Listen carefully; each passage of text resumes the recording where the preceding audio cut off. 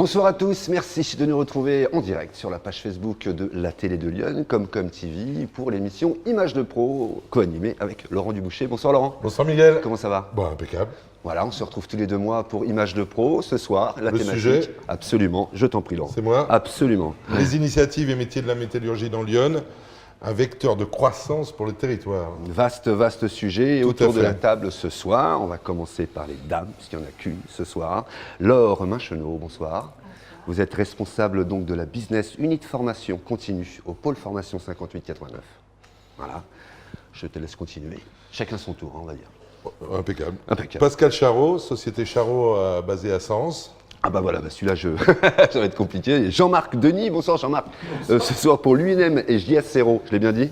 Non, Voilà. J0. Non, l'UMM, je crois que j'avais mal lu. L'UMM. Voilà, tu vois, voilà. Je le savais, et pourtant on l'a répété. Voilà, donc vous êtes délégué général de J0. On va en parler, vous comprendrez pourquoi je me trompe un petit peu.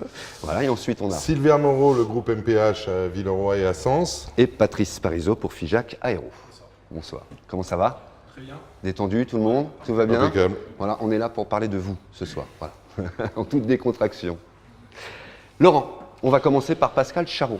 Oui, société Charot, on va d'abord voir le petit film, peut-être. Absolument, je Et puis propose d'aller après, voir on y reviendra. de voir un petit film qu'on est venu faire chez vous il y a quelques semaines en arrière. Pascal, merci encore de votre accueil. Voilà ce que ça donne.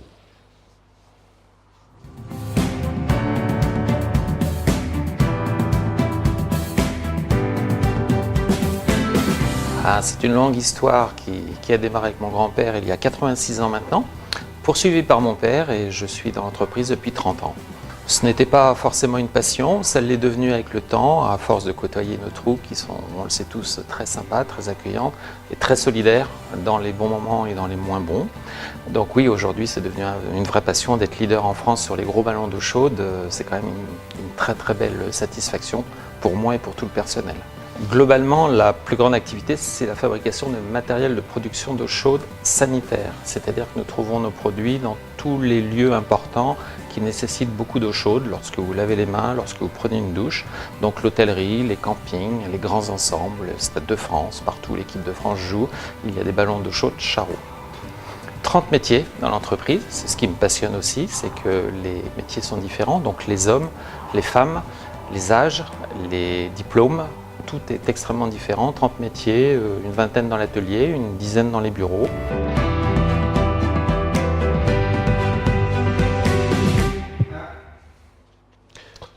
Pascal Charot, vous êtes dirigeant de l'entreprise Charot à Sens, basée à Sens. L'entreprise Charot créée en 1932, vous êtes la 3e génération déjà. L'entreprise Charot fabrique des chauffe-eau toute énergie. Vous faites à peu près 26 millions d'euros de chiffre d'affaires et vous dirigez environ 150 personnes. Quand on a échangé tout à l'heure, vous me parliez d'une problématique essentielle pour vous qui est la formation et le recrutement. C'est une difficulté, ce sont des opportunités. Comment vous vous placez sur ce sujet-là? Le recrutement, c'est la problématique de toutes les entreprises de France, quels que soient les secteurs. Donc ça, c'est une banalité. Et pour le compenser, donc, nous avons mis en place un certain nombre de supports en formant principalement 2 hommes de très haut niveau et de grande qualité pour qu'ils puissent à leur tour former rapidement l'arrivée de tous les nouveaux qui intègrent l'entreprise. Donc on est sorti un peu du concept d'il y a 30 ans où on envoyait nos gens en formation à l'extérieur, 3 jours, 5 jours, en sachant qu'il y avait souvent un tiers à peu près du temps qui était vraiment utile. Aujourd'hui, ce sont notre meilleur chaudronnier, notre meilleur consultant sécurité qui les prend en main dès leur arrivée pour immédiatement les mettre sur les bonnes machines, les former aux bons équipements et donc rapidement faire une bonne intégration et une bonne efficacité par rapport à nos outils de travail. Ce qui permet au long de l'année de poursuivre cette formation. Lorsqu'on recherche de la polyvalence, à nouveau, va faire des formations complémentaires avec cette personne pour être toujours opérationnel rapidement, sans délai, parce que quand on réserve un organisme extérieur, c'est dans 6 mois, c'est dans 3 mois, quand les stages ne sont pas annulés.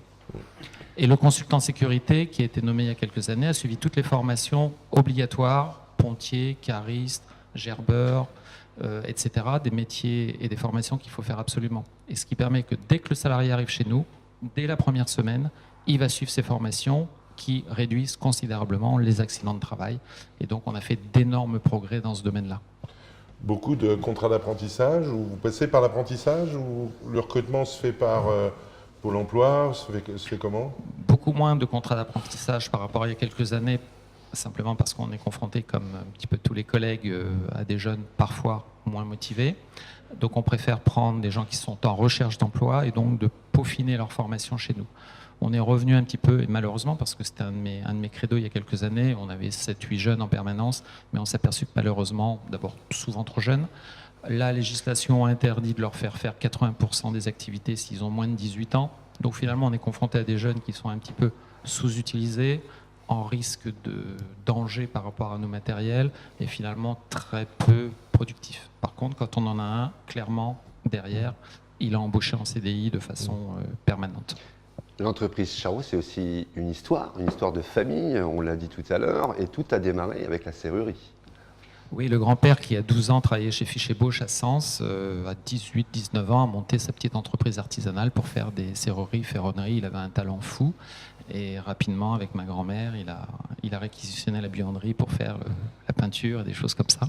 Et puis voilà. Et aujourd'hui, on livre des ballons d'eau chaude au Stade de France. Au Stade de France, bien sûr, Futuroscope, Parc Astérix, Disneyland, et à l'étranger, la plus grande mosquée d'Algérie, à Alger. Nous sommes les fournisseurs exclusifs du matériel de production d'eau chaude. Donc c'est vrai que c'est une vraie satisfaction. C'est pour ça que le personnel, on en parlera peut-être après, comment on peut les attirer. Il y a 1000 moyens et tout le monde fait son maximum.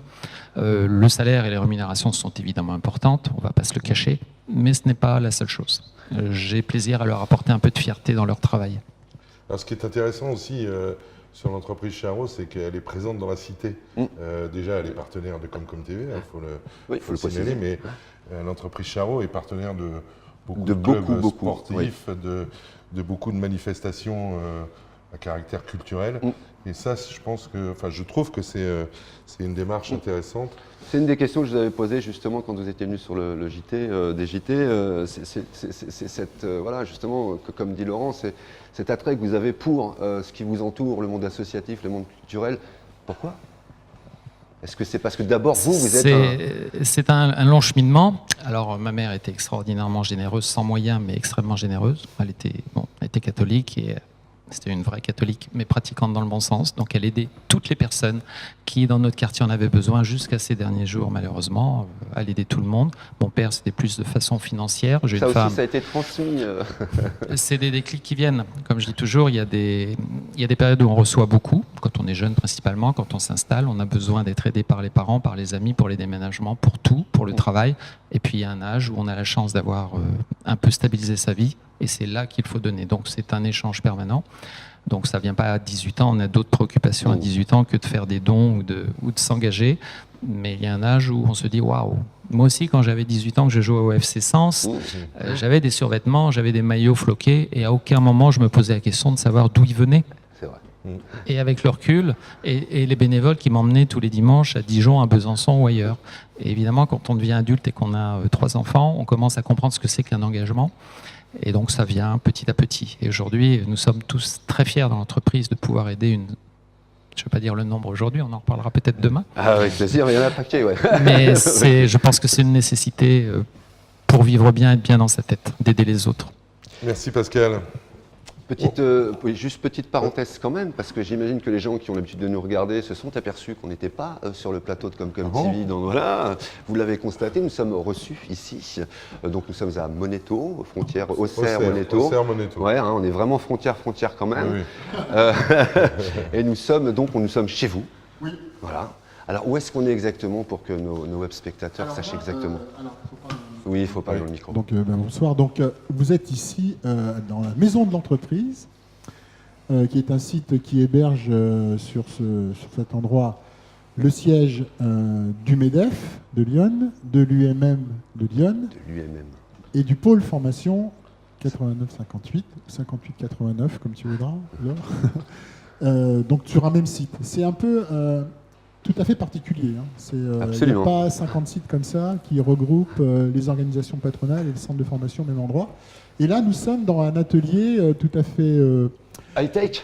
Enfin, Parce que, high-tech, oui, bah, où il y en a des fait, robots de on a partout. des lignes automatisées Ouais. autour de nous avec de la robotique qui permettent justement de former tous les jeunes à ces métiers de pilote de ligne automatisée, de maintenance, de supervision, de contrôle, etc., etc. Sur des cas concrets et réels d'une vraie ligne de production. Très bien. En tous les cas, voilà, merci. Je voulais juste vous remercier pour votre accueil. Et on va ensuite continuer avec Jean-Marc Denis, justement, puisque vous avez le micro de l'UMM. On a un petit film ? Absolument. On a un petit film voilà, qu'on a retrouvé, qu'on a été pioché dans ce qu'on avait fait déjà sur vous, ou ce que vous aviez fait déjà.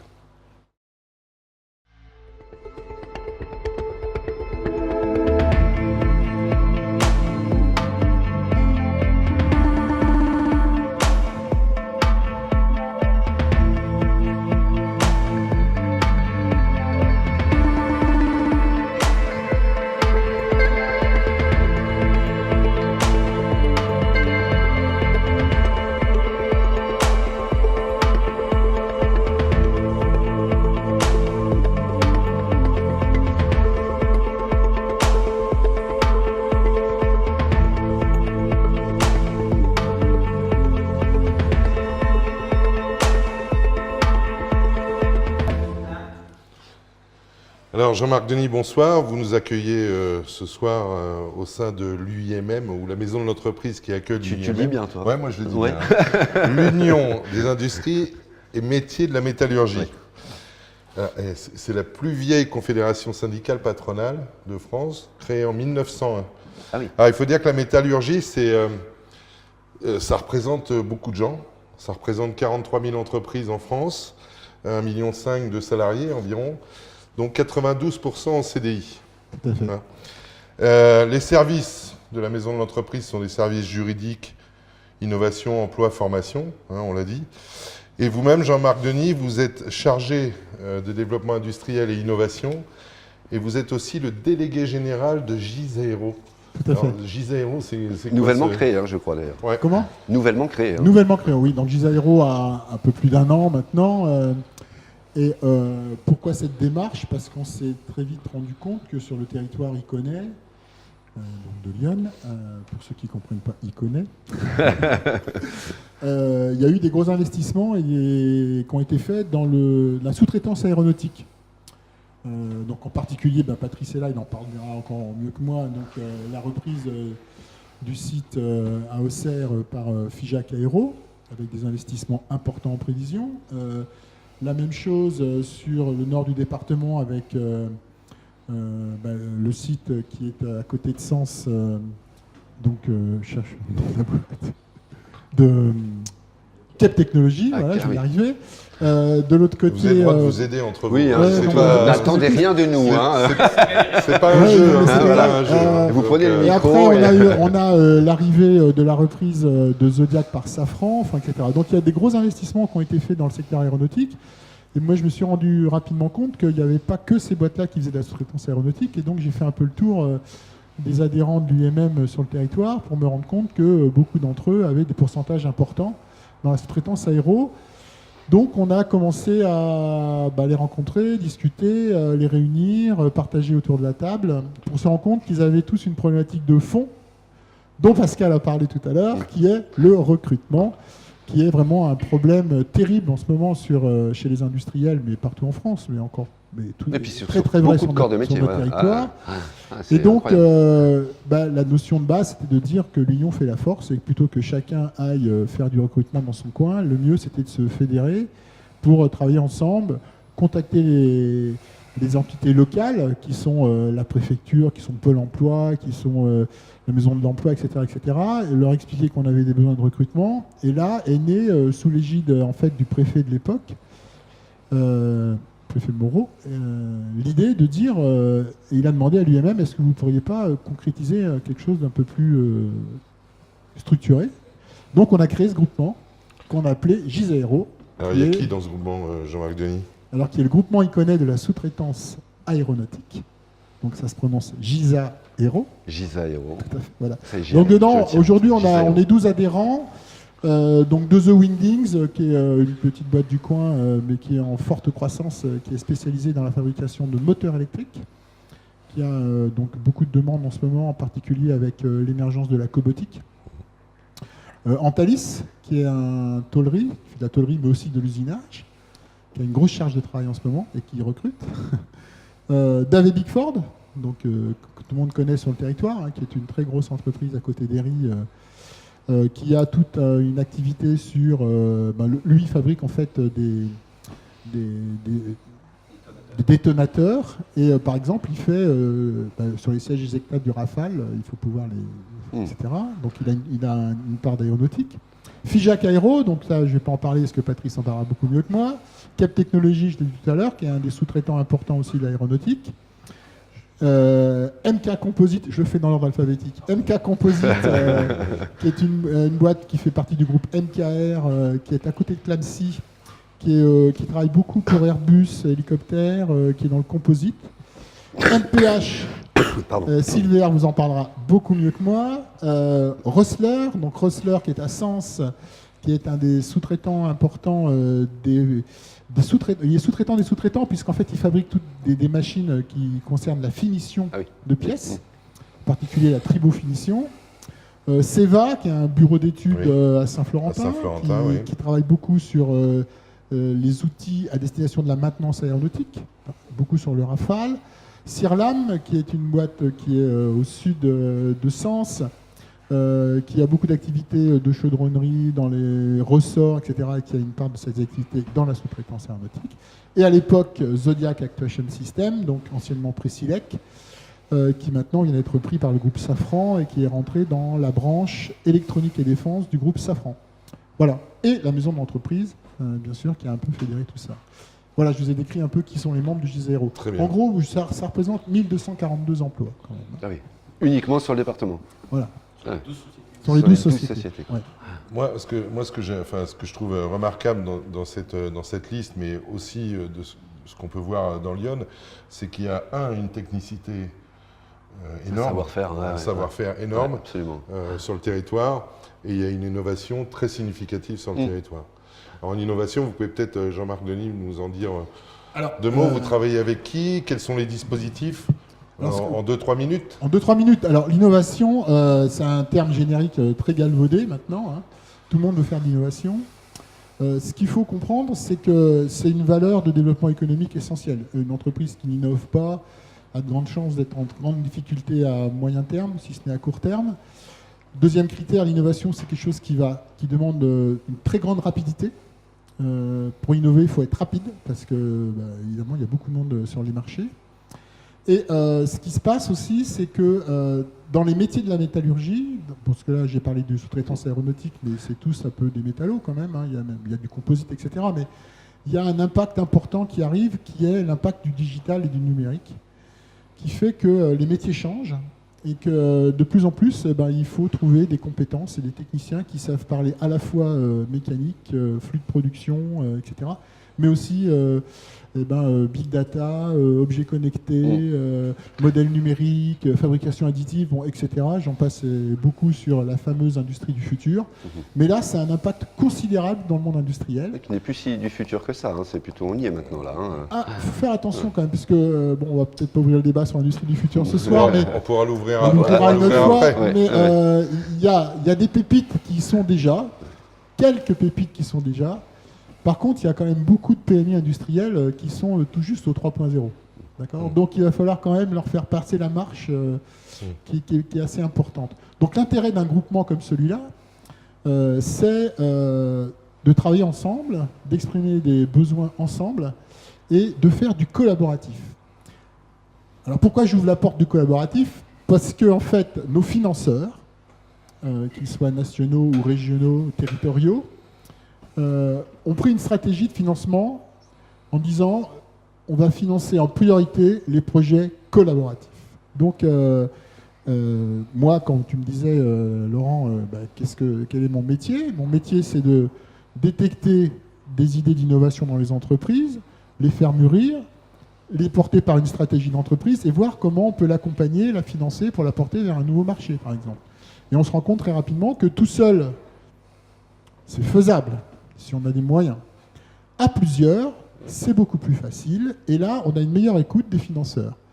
Donc on pourra parler peut-être tout à l'heure du projet qu'on a monté avec Monsieur le Président, maintenant, on l'appellera comme ça, et avec Patrice, le projet CITAS, qui est la création sur notre territoire d'un centre de traitement et d'amélioration de surface, où on va essayer, avec des collaborations scientifiques, et donc là on a des appuis territoriaux importants de scientifiques, de trouver les nouvelles technologies de surface dont les usineurs vont avoir besoin dans la sous-traitance aéronautique.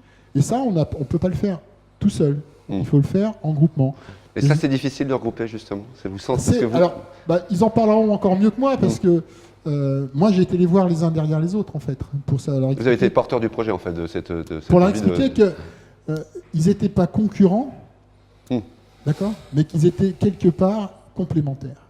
Et on se rend très bien compte aujourd'hui qu'au début, ces 12 personnes ne se connaissaient pas forcément. Maintenant, ils se connaissent tous, ils se tutoient, ils s'appellent, ils travaillent ensemble. Et donc, on a réussi notre pari. Alors, il y a un autre aspect qu'il faut ouvrir quand même, hein, c'est le positionnement du territoire iconais en Bourgogne-Franche-Comté. Alors, je ne vais peut-être pas tout ouvrir tout de suite, mais on a un problème sur ce territoire iconais. C'est clair, on n'est pas assez visible par rapport aux compétences que le territoire porte. Et moi, je me tue à répéter que Lyon est un territoire qui porte des pépites industrielles. Absolument. Pascal vient nous expliquer ce qu'il fait et les marchés qu'il a réussi à conquérir. Mais il y en a d'autres, et beaucoup d'autres. Et le problème, c'est qu'il faut fédérer ses forces pour faire du marketing territorial, expliquer que Lyon, alors ça va faire sourire tout le monde, est un territoire rural et industriel aux portes de l'Île-de-France, et qu'il faut le faire reconnaître à la grande région. Donc Gisaero est là pour expliquer qu'il y a un pôle de sous-traitance aéronautique en Bourgogne-Franche-Comté, et qui se trouve en particulier dans Lyon. Non. On reviendra à la fin sur le marketing territorial, je trouve ça super intéressant aussi, et vous aurez l'occasion d'en discuter, je pense, entre vous. Bonne transition, Monsieur le Président. Absolument. On va regarder le petit film sur MPH. Absolument, un petit film Ça veut dire quoi, MPH Eh ben, ça, c'est une bonne question. Je ne pensais pas qu'on se collerait ce soir. Mais alors, MPH, ça veut dire quoi alors, justement, MPH, Sylvia Bon. MPH, c'est historique. En fait, alors, le H, c'est pas pour historique. Hein. Moi, j'y ai cru. Voilà, non. En fait, à l'origine, MPH était une entité des établissements Hérault, mais Hérault qui était une société qui avait démarré dans les années, tout début des années 1900. Et puis à force de croissance, le patron de l'époque ne voulait pas dépasser les 50 pour des raisons que tout le monde connaît aujourd'hui. Donc début des années 80, mon père étant artisan, transformé en société par le biais, grâce à M. Barry qui était le patron des établissements Hérault. Donc c'est devenu mécanique de précision Hérault. Aujourd'hui, et puis évidemment la société Hérault n'existe plus, donc il n'y a plus de lien. On a gardé le sigle, comme tout le monde. Quoi. Eh ben, je vous propose de regarder un petit film que vous avez fait en interne, un petit film marketing justement, mais qui explique bien ce que vous faites en interne. Bonjour et bienvenue chez MPH, Mécanique et Performance. Notre unité d'usinage de précision intervient dans tous les secteurs d'activité industrielle, de l'équipement à l'aéronautique, en passant par le sport auto et la recherche. Notre spécialité est l'usinage de pièces complexes taillées dans la masse en petites et moyennes séries. Nos moyens humains et techniques nous permettent également de prendre en charge des projets mécaniques complets, y compris l'assemblage. Notre équipe réalise, produit, concrétise vos besoins. Nous transformons vos idées en produits finis. C'est passionnant. Grâce à un personnel qualifié, motivé, autonome et formé en permanence, nous savons répondre favorablement à toutes les demandes. Fort de plus de 35 ans d'expérience, MPH est maintenant une unité d'usinage de dimension industrielle au savoir-faire reconnu. Nos clients sont tous leaders sur leur marché. Nos pièces sont partout autour de vous. MPH est en perpétuelle recherche d'optimisation et d'amélioration de sa performance, à l'écoute du marché et de ses clients. Proche de vous, nous saurons vous aider à progresser. Rencontrons-nous pour développer ensemble vos projets. Sylvia Mo, vous êtes dirigeant du groupe MPH, Mécanique de Précision Hérault, donc. Créé en 1983, vous avez une unité de production à Villeroy qui est de la mécanique de précision, on va dire, hein, et une autre unité de mécanique générale un peu plus classique à Sens, et du vérin hydraulique aussi. Hein, c'est ça qu'il veut dire. Un peu plus que le vérin. Oui, je voulais, voilà. Oui, mais on a tendance à minimiser un peu. Vous préciserez, vous faites 2,5 millions de chiffre d'affaires et vous avez environ 25 personnes. Alors vous avez une particularité qui dénote par rapport à tout le monde ici autour de la table, c'est que vous avez repris cette année une entreprise. Alors le parcours du repreneur, un parcours semé d'embûches. Oui, alors avant, oui, en effet, Laurent, semé d'embûches. Mais avant, pourquoi c'était important. Pourquoi reprendre une entreprise? Parce qu'en fait, tout vient de ce qu'on dit depuis tout à l'heure. On cherche tous du personnel. Et il y a un moment où on ne peut pas en former 5, 10, 20 d'un coup. Donc j'ai été chercher des compétences là où elles existaient. Voilà. Donc ça, c'est la genèse. Et ensuite, donc, je me suis rapproché de quelqu'un qui voulait céder une partie de son activité, donc l'activité de mécanique, puisque c'est mon cœur de métier, et c'était pas le cœur de métier du confrère, et on s'est entendu comme ça. Alors après, évidemment, la première reprise, oui, en effet, c'est semer d'embûches, oui. Malgré des prévisionnels, malgré tout ce qu'on peut imaginer, tout ce que nous avons bien fait tous les deux. Ouais. C'est quoi les embûches? C'est la partie administrative, c'est ça? Alors les embûches, c'est en effet déjà la France et la partie administrative, mais là, on peut. Voilà, une émission, ça suffit pas. Ouais.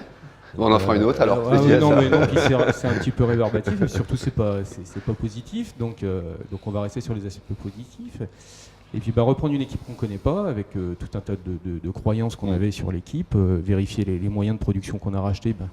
Quand on les voit, c'est tout beau, et puis en fait quand on les utilise, ils étaient bien maquillés. Enfin voilà, il y a beaucoup de choses. Oui. Des vis cachés. Qui font. J'irai pas jusqu'à dire des vis cachés, ça peut être simplement que la première fois on vérifie pas tout. Et qu'à la prochaine, j'aurai un œil attentif sur d'autres points. Je suis resté très attentif sur des points qui finalement sont négligeables. C'était votre première reprise? C'est ma première reprise, oui. Et c'est la première fois, première création de holding, première création de société réellement, puisque moi j'ai repris à la suite de mon père, donc et je pensais que c'était compliqué, et finalement c'était très bien. Et l'hydraulique, c'est un nouveau métier alors, c'est ça? Alors de manière à élargir un peu le champ des possibles, j'ai rajouté une activité, vu que MPH à Villeroy devient MPH Production pour la mécanique de précision en production.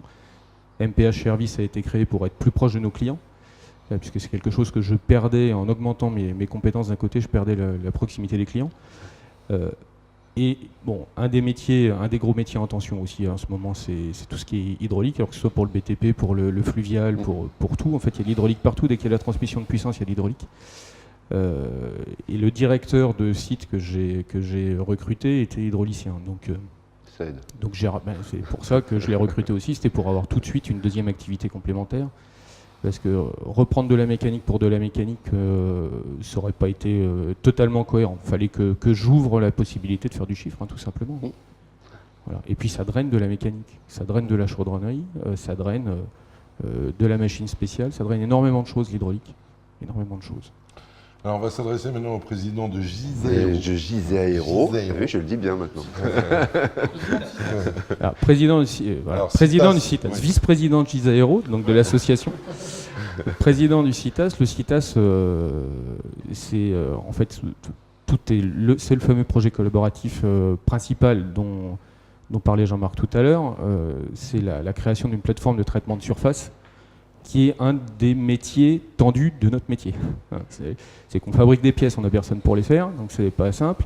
Et après, on a les problématiques de traitement thermique, enfin de traitement de surface, de traitement thermique aussi, mais là, nous, on s'attache au traitement de surface. Grâce à ce groupement, on essaye de dire, on va essayer de monter un pôle de compétences à Auxerre, avec de l'étude, avec de la recherche, etc. Parce qu'on a les lois environnementales changent et sont de plus en plus contraignantes. Grâce aussi aux compétences qui sont déjà chez FIJAC, le but du jeu, c'est de se fédérer autour d'une activité, traitement de surface, qui est ultra tendue aussi. On est obligé de faire moi, je suis obligé d'envoyer hors département, hors région. Et je suis un microbe à côté de FIJAC ou les autres. On ne trouve pas sur place. On a tous des besoins. On ne va pas parler de chiffres, mais c'est en millions d'euros les besoins sur le département, en niveau traitement de surface. Et pourquoi on va le donner aux autres régions, quoi. Donc, sachant qu'on rejoint le débat de marketing territorial. On est complètement sur le marketing territorial. Complètement. On veut attirer des talents dans Lyon et les garder dans Lyon. Gardons ça pour Pour après. Après. Hein, voilà, parce que ça va être bien. Aussi, ce Avant débat. dernier invité. Oui, absolument. On n'a pas été sympa parce qu'on n'a pas commencé par les dames. Hein. Non, pas très- c'est volonté. Ah, Non, d'accord. je garde toujours le meilleur pour la fin. Tu le sauras, Laurent. Voilà. Je vous propose de regarder justement un petit film. Donc, la dernière invitée, c'est Laure Minchenot, justement, qui est responsable de la Business Unit. Là, on regarde Figeac. Oui. Excusez-moi. Qu'est-ce que j'ai dit Pôle formation. Non, Figeac d'abord. On n'a pas vu Figeac. Ah bah, je croyais que. Bah, alors pourquoi tu. Alors on fait ça Bah, on fait Eh ben ça, on fait comme Figeac. tu dis alors. Je pensais qu'on finissait avec vous. D'accord. Oui, on va faire comme ça. On va regarder un petit film justement qu'on a été faire il y a un an, je crois, ou même plus d'un an. C'était plus d'un an. Presque 2 ans. Ouais, presque 2 ans. C'était pour du recrutement. Déjà, à l'époque et encore aujourd'hui, donc c'est pour ça qu'il est Tout à fait. encore d'actualité. On va jeter un petit coup d'œil sur le film.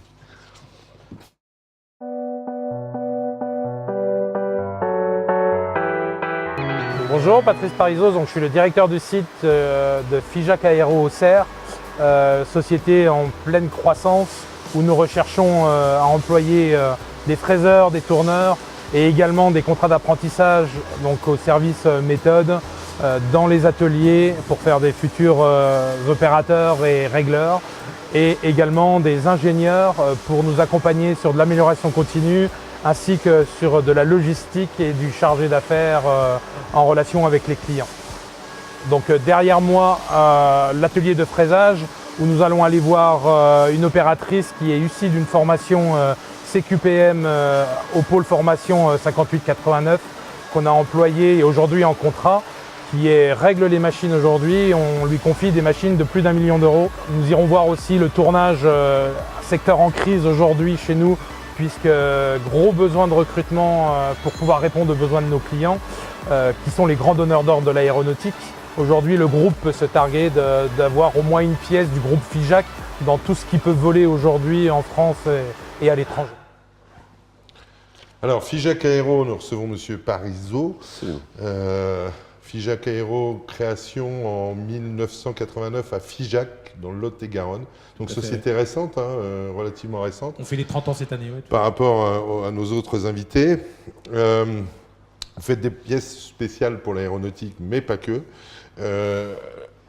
Figeac Aéro, c'est une implantation internationale, hein, présente en France, bien entendu, Toulouse, Auxerre, on peut citer, et présente aux États-Unis, Roumanie, Maroc, Tunisie et Mexique. Voilà. Et en Chine, une ouverture en 2020.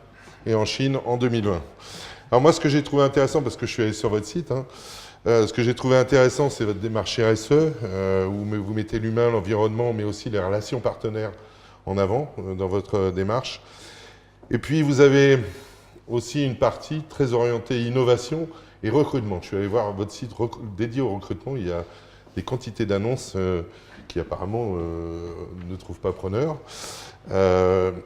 ou du moins vous avez du mal.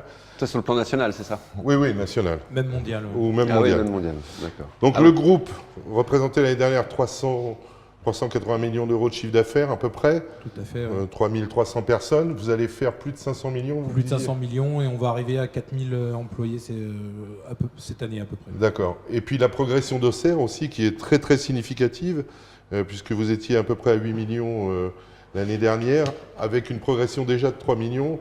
Et là vous recommencez avec une progression de... Eh bien, on finit l'exercice la fin mars à plus de 11 millions. Donc c'est une progression à plus de 50%. Ouais. Et l'exercice prochain est annoncé à plus de 14 millions et demi. Donc 25% de progression encore de prévu. Et à part votre talent de directeur de site, ce développement d'Auxerre, il s'explique comment?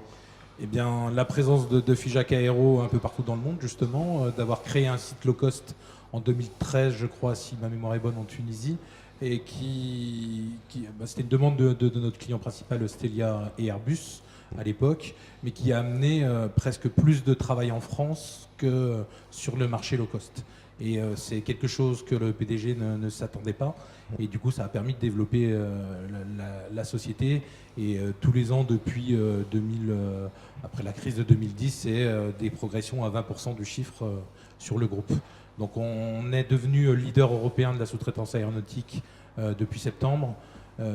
L'objectif 2023, c'est d'arriver à plus de 650 millions d'euros de chiffre d'affaires et de devenir dans les 3 plus gros mondiaux en sous-traitance aéronautique. Donc avec des expansions sur la Chine, donc il y a une JV qui est signée et qui va nous permettre d'ouvrir une usine vers Hong Kong juin 2020. Et développement aussi du marché américain, puisqu'on a une seule société là-bas, un bureau commercial à Dallas et on va dire le low cost des États-Unis, donc une société au Mexique, Aermosio, et qui va nous permettre de développer le côté Boeing, puisqu'on est beaucoup plus implanté Airbus aujourd'hui, malgré qu'on travaille en direct déjà pour Boeing, mais essayer de développer ce marché-là. Et le marché de demain est la Chine, avec le premier avion chinois qui a volé il y a un peu plus de 6 mois, qui s'appelle Comac. Quelles pièces vous faites justement dans tous ces avions? Alors sur l'ensemble du groupe, c'est très variable. On travaille déjà pour tous les constructeurs aéronautiques français et étrangers. De la pièce de structure, de la pièce de moteur. Voilà, donc c'est assez complet et vaste. On a structuré le groupe en corps de métier et en désignant des experts par processus, on va dire. Et Auxerre a été identifié comme expert du tournage de précision. Donc, puisqu'on a une expérience à Auxerre depuis 1950 sur l'usinage, donc on était plus vieux que Figeac Aéro, donc du Lot. Et ce qui nous permet de développer ce marché-là, qui a moins de concurrence, on va dire, que les centres d'usinage. Il y a beaucoup moins de tourneurs que de fraiseurs en offre, on va dire, par rapport aux constructeurs. Donc, ce qui nous permet d'avoir une forte croissance sur Auxerre grâce à ça.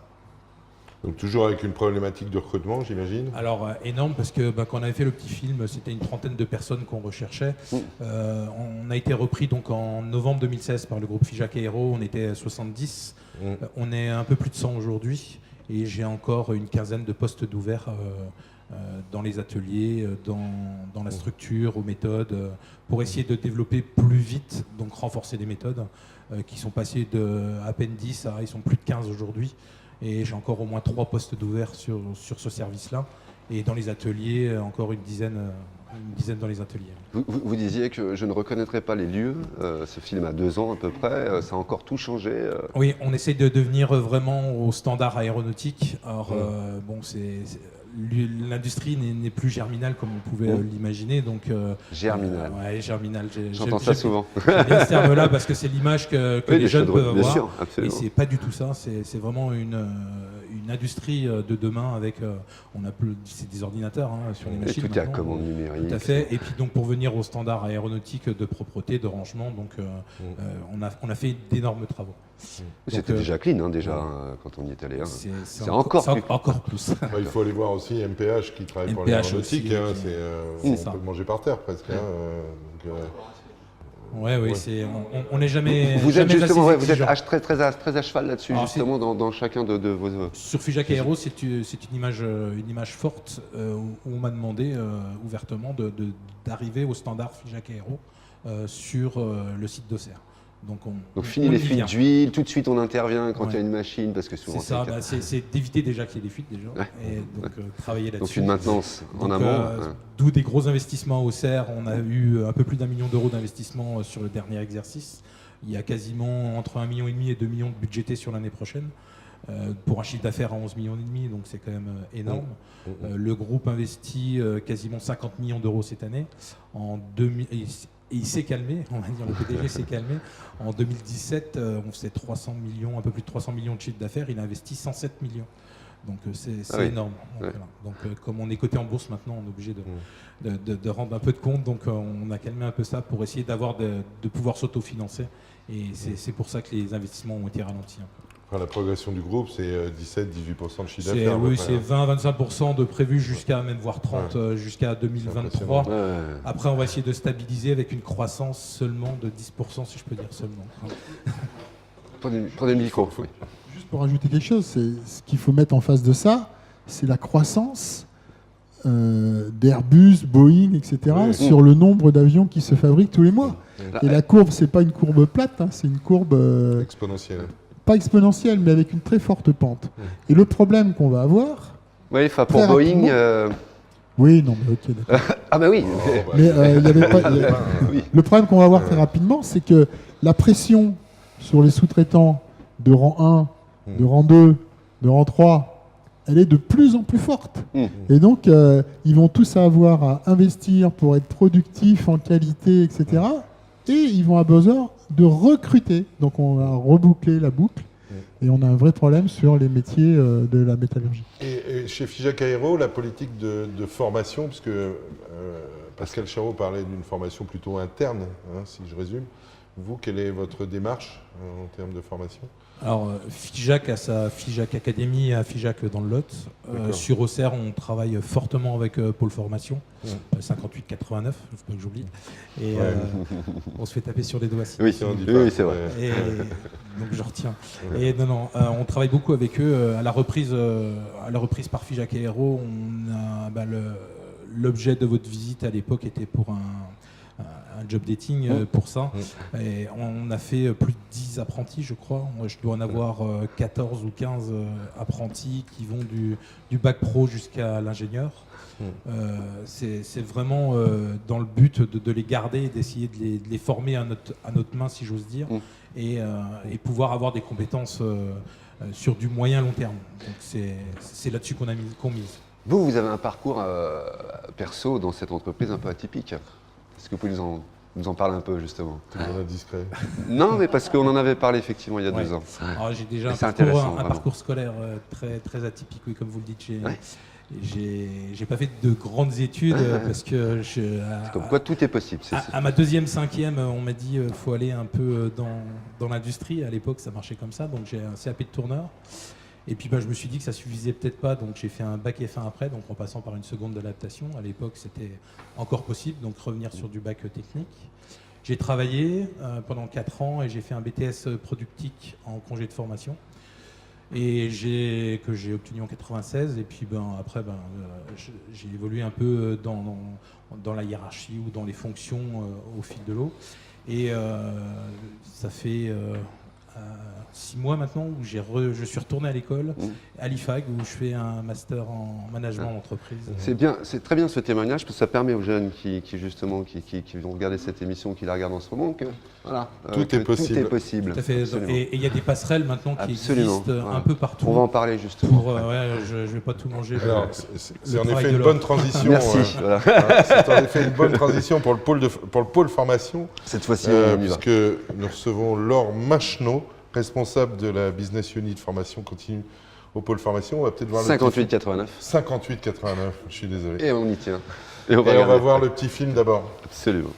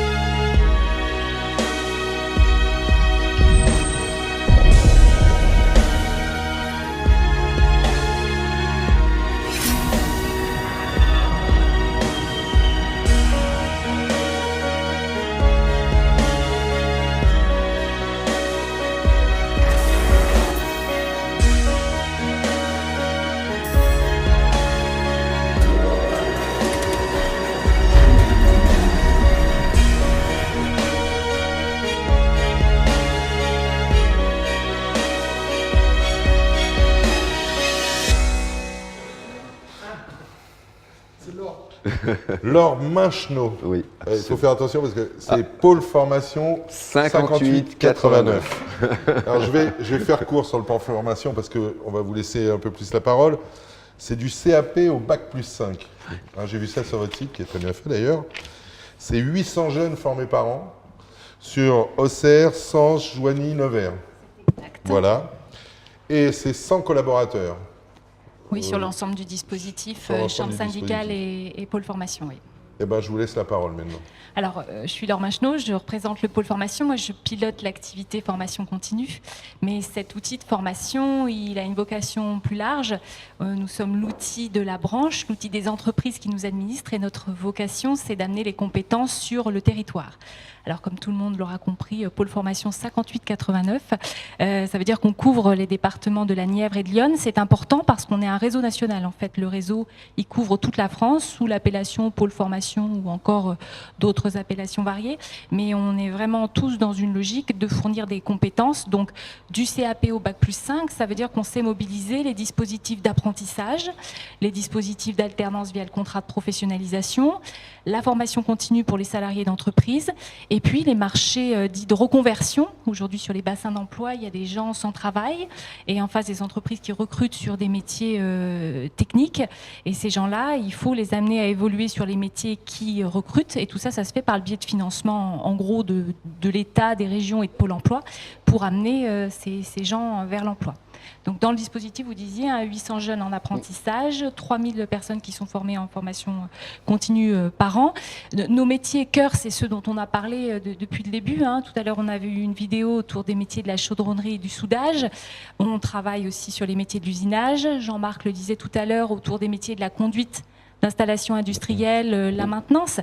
Après, on reste des généralistes. Ça veut dire qu'on va former des gens à un premier niveau de compétences et le travail, il va se faire en concertation avec les entreprises. Comme disait Pascal Charot tout à l'heure, les entreprises qui vont accueillir des gens qui ont un premier niveau de compétences et qui vont les former à leurs mains.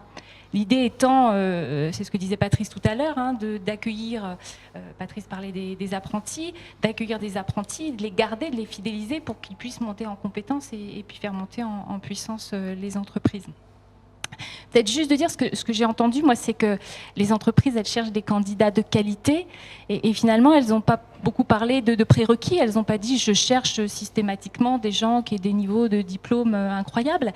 Elles cherchent des personnes qui ont envie de venir travailler dans leurs entreprises, qui ont à la base des qualités de savoir-être, c'est-à-dire des capacités à intégrer une équipe, à respecter des règles, à contribuer positivement dans un collectif, et puis des gens qui soient capables de se projeter, d'évoluer, d'apprendre. Et ces gens-là, aujourd'hui, ils peuvent rentrer dans n'importe quel type de dispositif. Encore une fois, les jeunes, ils vont rentrer par l'apprentissage. Les plus de 26 ans, alors l'apprentissage jusqu'à 29 ans, les plus de 26 ans et les moins de 26 ans sur du contrat de professionnalisation. Je leur dis, il y a des marchés financés par la région, par Pôle emploi, et sur lesquels, de façon générale, on n'a pas assez de candidats en fait, pour voir les postes. C'est ça. Ça veut dire que vous aussi, à la formation, vous n'avez pas assez de candidats. Malheureusement. Oui, d'accord. Donc on est vraiment dès la première marche de cet escalier. D'où le lien sur le marketing territorial, l'attractivité des entreprises, etc., qu'on va faire juste après. Mais pour dire, chaque année, c'est des dizaines de postes qui sont proposés par les entreprises qui ne sont pas pourvus sur tous les métiers. On parle de chaudronnier, on parle de postes en électrotechnique, on parlait tout à l'heure des métiers vers l'hydraulique. Alors forcément, plus c'est pointu, plus le chemin à faire pour acquérir les compétences sera long. Mais encore une fois, le dispositif, il est fait pour emmener des gens qui ont envie et les capacités d'apprendre. Et puis c'est aussi un taux de réussite qui est quand même assez exceptionnel, c'est 90% de réussite aux examens. Et puis 85% d'emploi derrière, tout de suite, un jeune retrouve de l'emploi. Donc oui. c'est quand même... C'est confirmé au niveau local, les statistiques elles sont valables aussi au niveau national. Sur les marchés de reconversion Pôle emploi, les gens aussi retournent à l'emploi. Alors pas forcément dans le métier pour lequel ils ont été formés, mais l'idée du dispositif c'est de dire aussi on reprend pied dans la vie active, on reprend confiance et on repart vers l'emploi. Donc le dispositif il est vertueux. Vous avez aussi des formations qui sont liées à l'industrie évidemment, mais sur les réseaux, sur l'informatique aussi. Alors, je le sais, j'ai mon fils qui est chez vous. Oui. Alors, donc je peux vous le dire. C'est ce que disait Jean-Marc, c'est pas que la mécanique c'est ça. basique, c'est aussi pas que la mécanique, la aussi... soudure, c'est aussi tous les métiers support. Tout à l'heure, on parlait des métiers des méthodes, des métiers d'ingénieur de process. On a effectivement une filière qui est dédiée au métier de l'informatique et sur le volet infrastructure, réseau et sur le volet développement. On ouvre 2 nouvelles écoles à la rentrée et notamment sur le marketing digital. Donc on a aussi une politique d'innovation forte pour aller capter des nouveaux publics et faire face aux nouveaux besoins des entreprises. Alors ce qui est intéressant, on le voit comme un leitmotiv depuis qu'on fait Image de Pro avec Miguel, Ça doit être la 6e ou la 7e, je sais plus. 6e, ouais. 6e. Est-ce qu'il faut en rire ou en pleurer? C'est que tous les chefs d'entreprise qu'on a vus nous ont dit on recrute, on recrute, on recrute. Dans et le on trouve pas. transport, dans le BTP, Voilà. même dans l'aide à la personne. L'aide à la personne.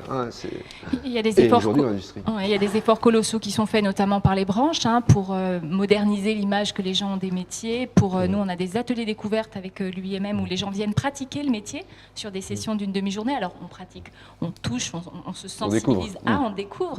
Mais en tout cas, il y a des gros efforts qui sont déployés et l'industrie, la métallurgie n'est pas la seule à faire ces efforts-là.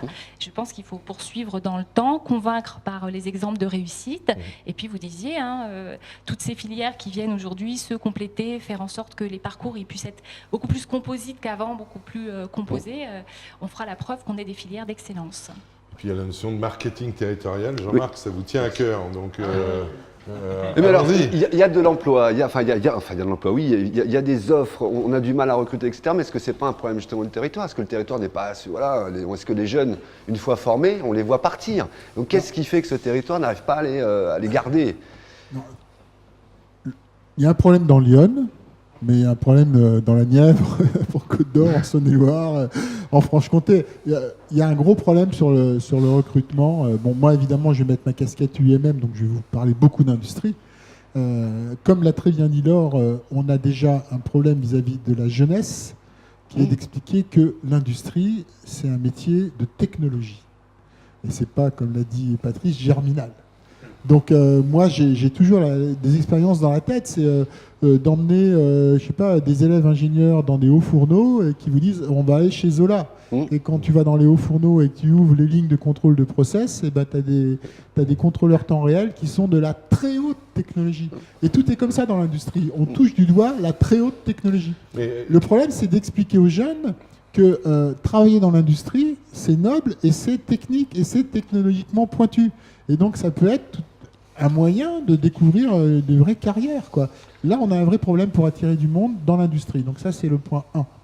Le point 2, c'est qu'il faut que le territoire donne cette image. Moi, je l'aurais mis en 1 quand même. Ouais, non, mais là, je rebondissais sur Laure qui explique qu'on a du mal à remplir nos sessions de formation. Donc c'est très réel. Qu'est-ce qui manque alors au territoire? C'est ce que j'appelle le marketing. C'est ce que j'appelle le marketing territorial. C'est-à-dire qu'aujourd'hui, quand on vous parle de Lyon à Paris, on va vous dire Chablis-Guiraud. Exactement. Okay. Et bien, je suis désolé. Il y a Chablis à Guiraud, mais il y a Charot, il y a Figeac, il y a MPH, il y a Safran, il y a des tas de boîtes. Et qui font des grandes performances industrielles. Donc, affichons notre territoire comme un territoire industriel aux portes de l'Île-de-France, ce qui va faciliter les recrutements. Je vais vous donner une anecdote. Quand on a créé Gisaero, le jour où on a créé Gisaero, et on a mis le site en ligne gisaero.fr, moi, j'ai reçu des CV de gens de Toulouse qui m'ont dit, ben voilà, moi, je vais travailler dans l'aéronautique. Voilà. Donc, c'est vraiment de l'image. D'accord? Chaudronnerie. La chaudronnerie dans Lyon. Attendez... Pascal est là, mais je vais vous parler d'autres chaudronniers dans Lyon. Charlotte, Antalya, il y a quand même de la chaudronnerie. Parlons maintenant, je sais pas moi, de la mécano-soudure dans Lyon. Moi, je suis en train d'essayer de monter une plateforme sur la mécano-soudure. Vous allez, Fruoff, Veren, Louo, etc. Il y en a un paquet. Donc, le problème, c'est d'afficher notre territoire comme étant porteur de cette industrie, de cette technologie, pour faire attirer du monde, quoi. Le problème de tous ici, c'est de recruter des compétences, de recruter des cadres, par exemple. Moi, on me le dit tout le temps, Pascal pourra confirmer, ou tous ceux qui sont là. Les cadres, ils vont trouver le job intéressant, puis ils vont vous dire c'est où? Ah, c'est dans Lyon. Ah ouais. Oui, et donc si tu changes l'image de Lyon en disant ah ouais, c'est dans Lyon, c'est super, et bien ça sera beaucoup plus facile. Donc tout notre travail, c'est ça. Pascal, sur l'image du territoire ou l'attractivité du territoire? C'est une réalité. Moi, je suis sénonais, et comme je dis toujours, je suis très fier d'être sénonais. On a conscience d'être dans une petite ville de 40 000 habitants avec les alentours, 300 000 habitants dans Lyon. Le rapprochement Bourgogne-Franche-Comté, sans faire de la mauvaise politique, c'est incontestablement une inutilité qui n'a pas favorisé, parce qu'aujourd'hui, tout est regroupé à Besançon. Et déjà, c'était Dijon, mais maintenant c'est Besançon. Donc Lyon n'existe plus.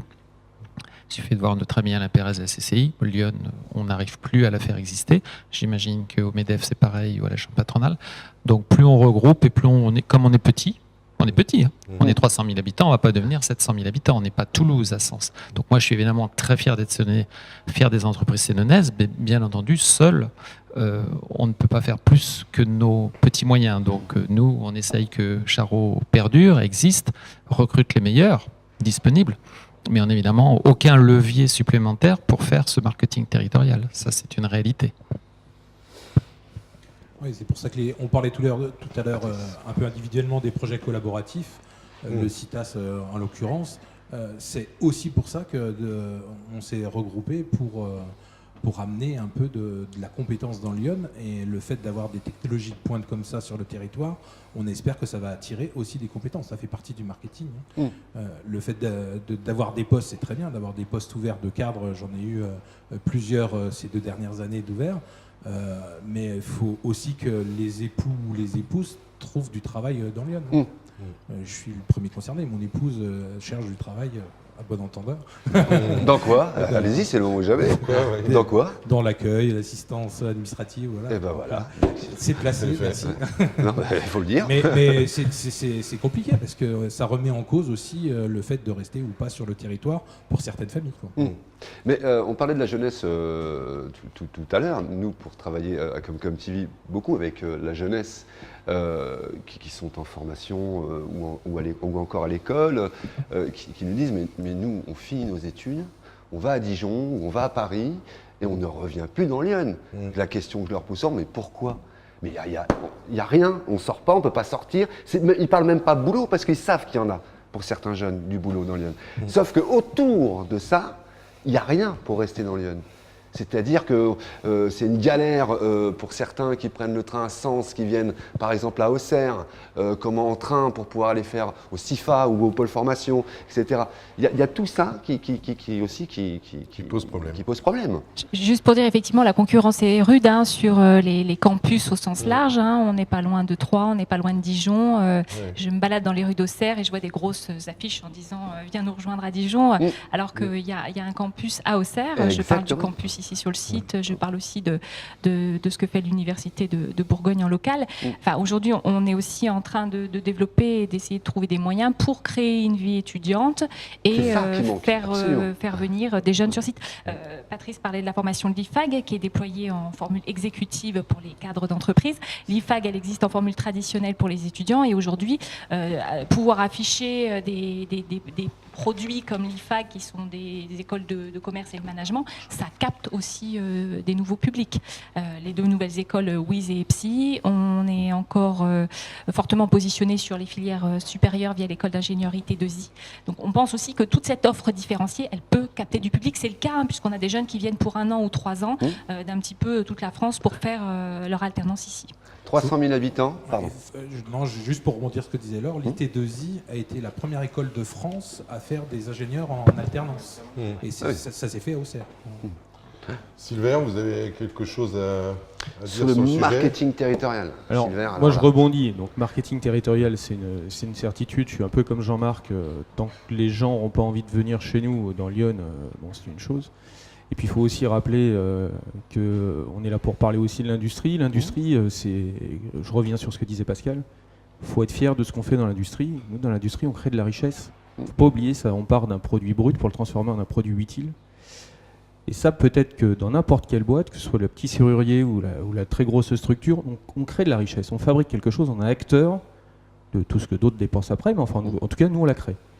Donc si en plus, on peut la créer dans Lyon, qui est finalement un territoire industriel, mais au calme un petit peu de la campagne, et avec quand même tous les réseaux qui se développent, mais je pense qu'on a quand même quelque chose à faire chez nous. Évidemment qu'il y a quelque chose, et vous êtes en tous les cas en train d'essayer de... Juste pour rebondir sur ce qu'a dit Miguel, moi ce que je constate aussi, c'est qu'il y en a beaucoup qui partent, et qui à 40, absolument. 45 ans, reviennent. Absolument, ça a été mon cas. En disant, ah ouais, quand même, le cadre de vie, ils connaissent, c'est quand même bien sympa, est-ce qu'on pourrait revenir, on n'a plus les enfants, machin, etc., etc. Et ça, c'est de plus en plus vrai. Donc, je répète encore une fois à qui veut l'entendre, Lyon est un territoire magnifique et industriel. Donc, venez travailler dans Lyon. Très Je ne sais bien. pas si vous avez vu, Miguel, hein, Jean-Marc Denis, il a fait son point 1, son Son point point- 2. son point- Il ouais. s'est arrêté. D'habitude, il fait 15 C'est points. c'est vrai, On a, Bravo, on a on de a la réussi chance. à le stopper. Juste avant de terminer cette émission, on va faire le point emploi de cette fin d'émission. Alors on va commencer, puisqu'on a commencé par vous. Pascal Charot, est-ce que vous recrutez en ce moment, écoutez bien, soyez attentifs, chez Charot? Je vous regarde. Oui, regardez-nous. Oui, nous recrutons. Donc, il y a 4 personnes, 4 emplois qui sont ouverts aujourd'hui. Donc, un rouleur-soudeur pour rouler les tôles qui deviennent des viroles. Un chaudronnier, denrée rare, mais nous espérons. Un essayeur-soudeur. Bon, on essaie éventuellement, on fait un petit coup de soudure. Et un soudeur sur potence. Donc, Très bien. 4 emplois, 4 postes. 4 postes ouverts. Voilà. 4 postes ouverts. Et ben, juste à côté de vous, allez-y, prenez le micro. Sylvain Moreau, MPH. Alors moi, sur les deux structures, en effet, je suis en recrutement permanent, puisqu'en fait, à chaque nouveau talent, je trouverai le business qui va en face. Donc, je ne me pose pas la question. Ah oui, oui. Voilà. C'est clair. Si j'ai un bon tourneur qui arrive, je prends le tourneur, je mettrai la machine et j'aurai le business. Donc, on est tout le temps en recherche tourneur, fraiseur et hydraulicien maintenant, et technicien en intervention sur site, qui soit capable de faire aussi bien un peu de tournage, un peu de fraisage, démonter un vérin, mais pas que, et aussi un groupe hydraulique. Voilà. Et j'ai besoin de talent tout le temps. MPH recrute aussi. Du côté de Figeac Aéro. Il suffit d'aller voir le site. Hein, Figeac Aéro à Auxerre, Oui. dans Lyon. Absolument. Donc aujourd'hui, avec ça va être un peu comme dit Silver, c'est avec les moyens qu'on a aujourd'hui, c'est 9 tourneurs fraiseurs pour arriver à ouvrir nos week-ends enfin. Et pas des week-ends complets malheureusement, juste 9 ce sera vraiment le minimum. Donc plus on en trouvera, c'est pareil, on mettra du marché en face.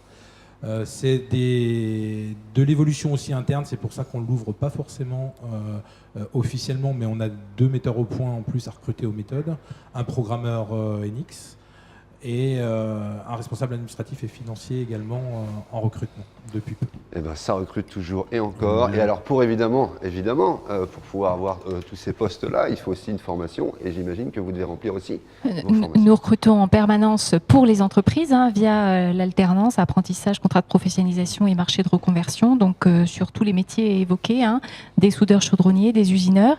Et peut-être en précisant encore une fois que ces gens rentrent dans nos parcours, rentrent en stage ou en alternance dans les entreprises et puis accèdent aux métiers visés s'ils n'ont pas la qualification au départ. C'est-à-dire le tourneur, il n'est pas tourneur, il était horticulteur, elle était assistante maternelle. Et ça, c'est des gens, et je regarde Patrice, puisqu'on a déjà fait l'expérience, de gens qui arrivent en stage, qui évoluent au sein de l'entreprise. On s'était rencontré aussi avec Silver sur ces publics en reconversion. Donc en permanence, et je crois que vous avez les dates de porte ouverte, Miguel. Absolument, ce sera le et puis en 15. plus, on a décidé ce soir de changer de métier. Oui, ça tombe bien, justement. Voilà. Dans Lyon, On va on devenir se forme tourneur. et on travaille. Dans Lyon, on trouve un Qu'est-ce que vous en travail. pensez, Miguel ? Moi, je veux bien devenir soudeur. Ça m'a toujours plu, mais moi, l'étain. Alors, le 15 et 22 mai, en tous les cas, les portes ouvertes, ce sera à Auxerre, à Nevers et à Sens. Venez donc déjà au pôle formation 58 89 pour les portes ouvertes. Dans Lyon, je le disais, on se forme et on trouve du travail. Dans l'industrie, en tous les cas, et dans d'autres corps de métier également. Jean-Marc Denis, encore Le le dernier mot de mot. la fin. Absolument. Non, juste pour dire que là, on a décrit un peu on a fait un tour de table sur les recrutements. Ce que je veux dire, c'est que moi, je connais beaucoup d'entreprises du territoire qui sont en train de recruter sur plein de métiers. Là, juste pour info, Safran recrute 10 ingénieurs à Auxerre. D'accord. 10 Ouais. ingénieurs. Et ça va être Énorme. très compliqué. Et si vous prenez les investissements que va faire Fruoff à côté, là, il a une stratégie d'embauche qui est énorme aussi. Donc on est vraiment sur un territoire qui est en train de pousser fort sur le niveau industriel. Et je m'arrête de parler. Sur l'ensemble de Gisa Aéro, vous disiez... Sur l'ensemble de Gisa Aéro, il y a 90 recrutements en cours. D'accord. Donc, Ok. Messieurs, dames, Absolument, on arrive à la fin de cette émission qui a été un peu plus longue que d'habitude, mais on avait tellement de choses à se dire et il à faut vous laisser dire. la chance au Absolument. produit. Exactement, voilà. Donc ça recrute. N'hésitez pas en tous les cas à partager cette émission sur les pages Facebook. N'hésitez pas à dire à partir de telle minute, vous savez, il parle d'emploi, il parle de recrutement, etc. Parce que c'est un moment important, évidemment, dans Lyon. Je le redis, on se forme et on y travaille. Fin d'émission, mais juste avant Laurent, qu'est-ce qui se passe au mois de juin ? La prochaine émission. La prochaine émission, absolument. Oui, absolument. Sur la plasturgie, cette fois-ci. C'est ça, la thématique sera la plasturgie, ça sera où ? Ça sera chez Boudin SA à Maillot, avec c'est Dominique Vier qui nous recevra, je pense. Alors, je me coupe. Et est-ce que vous savez que 80% des feux arrière des constructeurs automobiles français sont fabriqués Chez Valéon? Chez Valeo. Non, sont fabriqués dans Lyon. Dans Lyon. Dans Lyon. Ah ouais. Dans Lyon. Ah, j'aurais tout mis. Valéo, Ouais, Automotive Lighting, etc. D'accord. etc. Voilà. Et ben voilà, donc ça sera la prochaine thématique Donc, de Boudin l'image de SA pro. Ouais. à Maillot, avec Dominique Vier, qui est le dirigeant de cette société. Très bien. Et ben, en tous les cas, et puis aussi Autre rendez-vous. un grand moment, ça sera le 20. Je dis peut-être une bêtise. 20 juin. Oui, c'est ça, le 20 juin. Oui, parce que le 21, c'est la fête de la musique. C'est ça, voilà. Donc juste la veille au soir, on vous invite, vous monde économique, au cinéma Confluence à Sens pour une grande soirée dédiée au monde économique. Avec qui? Julia de Funès, Thématique philosophe et